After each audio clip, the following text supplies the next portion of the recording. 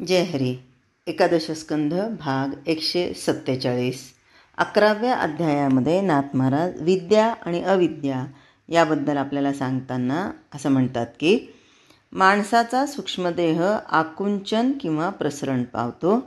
तो अगदी आकुंचन पावला म्हणजे माणूस अत्यंत स्वार्थी बनतो. त्याला आपल्या देहसुखापलीकडे काही दिसत नाही. पण तो प्रसरण पावला म्हणजे माणसाचं मन अत्यंत विशाल बनतं आणि त्याचा स्वार्थ निःशेष गळून जातो. या निस्वार्थी अवस्थेमध्ये तो देहात राहतो. असं दिसलं तरी व्यापकपणे सर्व देहात वावरतो. देही विधेय अवस्था म्हणतात ती हीच. अनेक मडक्यांमध्ये पडलेलं सूर्याचं प्रतिबिंब चंचल दिसलं तरी मूळ सूर्य निश्चल राहतो. त्याचप्रमाणे अनेक जीवांचं मन चंचल दिसलं तरी विश्वमन संपूर्ण निश्चलच असतं. मडक्याला बारीकचं असं छिद्र पडलं म्हणजे त्यातील पाणी नकळत झिरपून जातं आणि प्रतिबिंब बिंबाला मिळतं. त्याचप्रमाणे भाग्यानं गुरुकृपा होऊन एखाद्याचा सूक्ष्मदेह विरून गेला तर त्याचा जीव शिवस्वरूप बनतो. जीवशिवामधील हा भेद पक्षाच्या रूपकानं भगवान पुन्हा समजून देत. कसं समजून देत आहेत? एका झाडावर 2 पक्षी राहतात. एक पक्षी झाडाची फळं खातो आणि सुखदुःख भोगतो, तर दुसरा पक्षी अगदी साक्षीत्वानं पाहतो. दोघंही चैतन्य स्वरूप आहेत, परस्परांचे जिवलग स्नेही आहेत. कोणत्याही काळी कोणत्याही प्रसंगात ते एकमेकांपासून वेगळे नाहीत. इतकंच नाही तर दोघंही अत्यंत सख्यत्वानं आणि खेळीमेळीनं एकत्र राहतात. त्यातील जीव पक्षी सर्वस्वी शिवाच्या अधीन राहतो.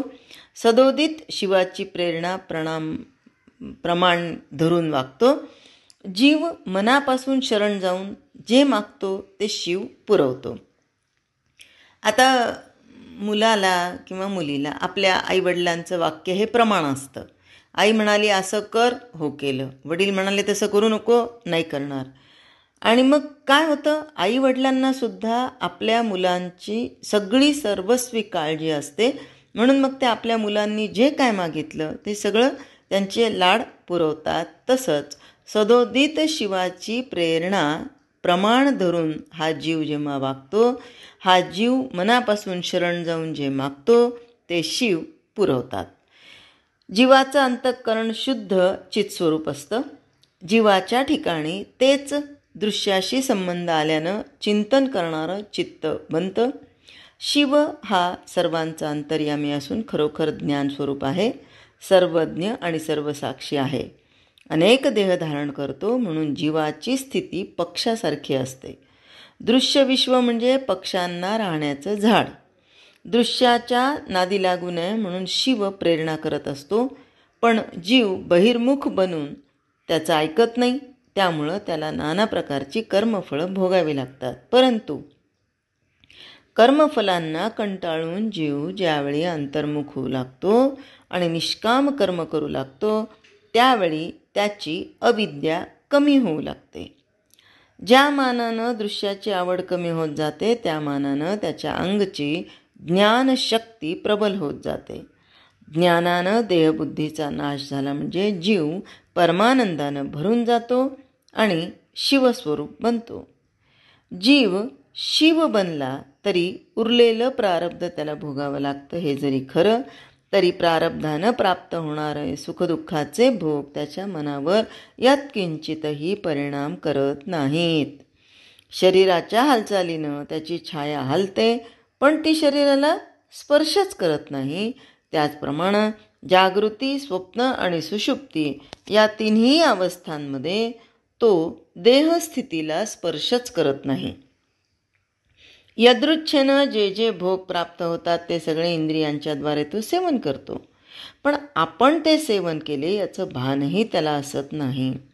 स्वतःच्या देहाला तसंच दृश्य जगताला तो साक्षी रूपानं पाहतो म्हणून तो सगळ्यांपासून अलिप्त राहतो. नित्य निष्काम असल्यामुळं त्याच्या अंतरात विकार उत्पन्न होत नाहीत.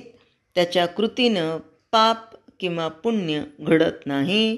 इतकंच नाही तर दृश्यामध्ये देखील त्याला ब्रह्मभाव स्फुरतो. आता हे जे या पद्धतीने वागणारे कोण आहेत, तर मुक्त पुरुष. मग त्यांना इंद्रिय भोग नसतो का? असतो. अहो, व्यावहारिक जगामध्ये कर्माचा नियम ज्याप्रमाणे अपवादरहित चालतो, त्याचप्रमाणे जीवनाच्या आध्यात्मिक क्षेत्रात प्रारब्धाचा नियम अटळ असतो. याचा अर्थ इतकाच की ज्या कर्मामुळं दृश्य देह अवतरतो त्याची सुखदुःख मुक्त पुरुषाला देखील भोगावी लागतात.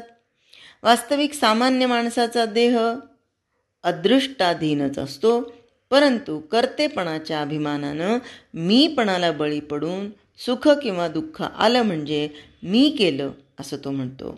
याच्या उलट आत्मप्रतीती आल्यामुळं मुक्ताला आपलं अकर्तेपण भोगायचा तो अनुभव येतो. गुणागुणेषु वर्तन्ते या न्यायानं स्वतःचं अकर्तेपण साक्षात पटल्यानं मुक्त पुरुष स्वतःच्या देहासकट सर्व दृश्याला साक्षीत्वानं पाहतो.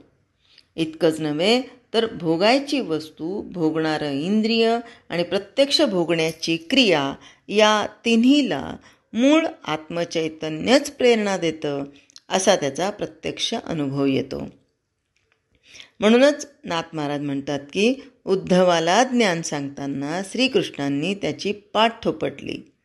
या निमित्तानं भगवंतानं आपली शक्ती त्याच्या अंगात घातली आणि त्यामुळं उद्धवाच्या अंतःकरणात अद्वैत ज्ञान प्रगट झालं.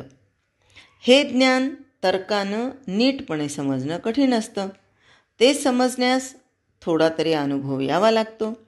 खरा ज्ञाता देहबुद्धीच्या अहंकाराला कधी शिवत नाही. छायेचा मान किंवा अपमान माणसाला यत्किंचित बाधत नाही. छायेचा म्हणजे आपल्या सावलीचा. आपल्या सावलीवर कोणी थुंकलं म्हणून आपल्याला राग आला का? नाही. आपल्या सावलीला जर कोणी हार घातला म्हणून आपल्याला आनंद झाला का? नाही.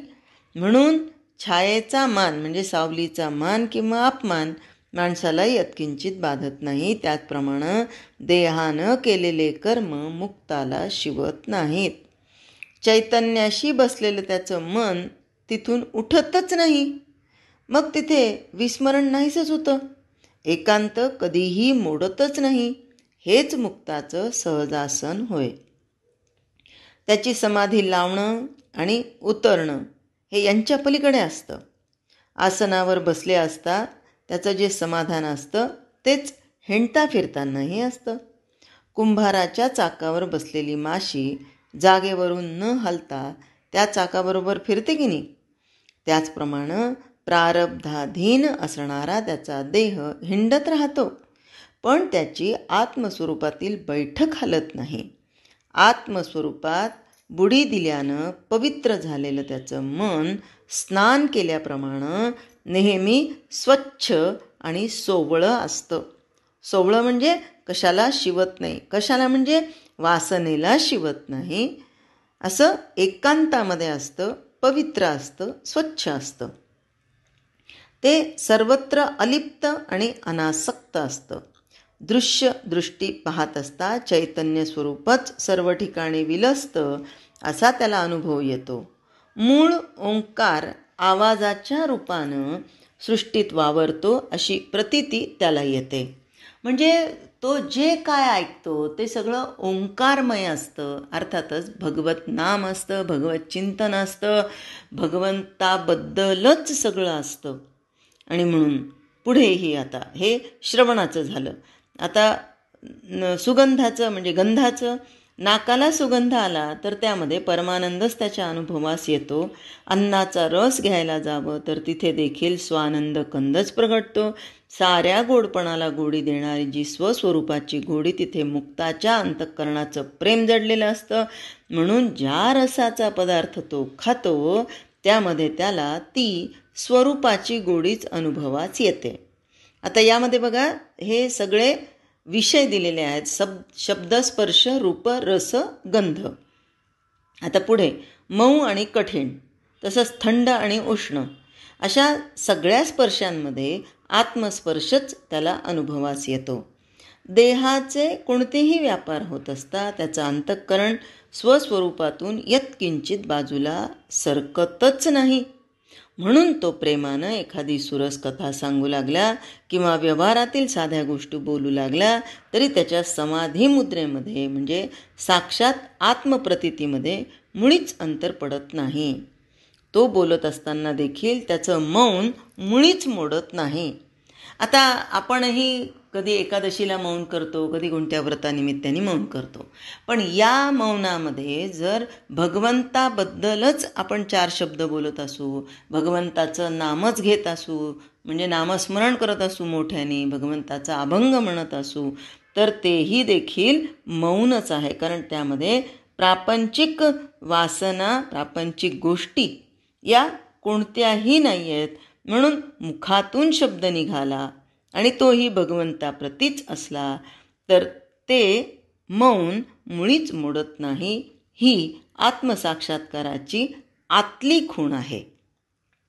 तो गोड बोलला, अद्वा तद्वा बडबड करू लागला, भांडण करून शिवीगाळ करू लागला किंवा भगवंताची गोड स्तुती करू लागला तरी त्याचं मौन थोडंसुद्धा मोडत नाही. याच्यासाठी तो कोण असावा लागतो?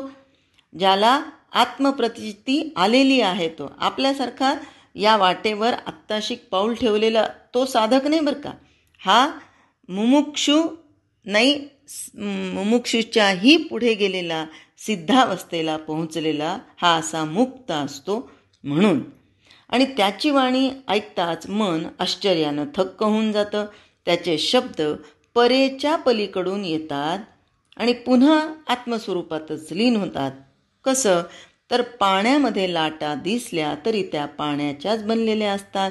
त्याचप्रमाणे त्याच्या तोंडातून निघणारी अक्षरं परमात्म स्वरूपच असतात. प्रारब्ध योगानं गुणस्वभावानुसार त्याच्या हातून अनेक प्रकारची कर्म घडतात. हातात शस्त्र घेऊन तो शत्रूशी युद्ध खेळेल किंवा फासा घेऊन द्यूत खेळेल किंवा साधू संतांची पूजा करेल. काहीही केलं तरी तो आत्मस्वरूपात निश्चळ असतो. जय हरी.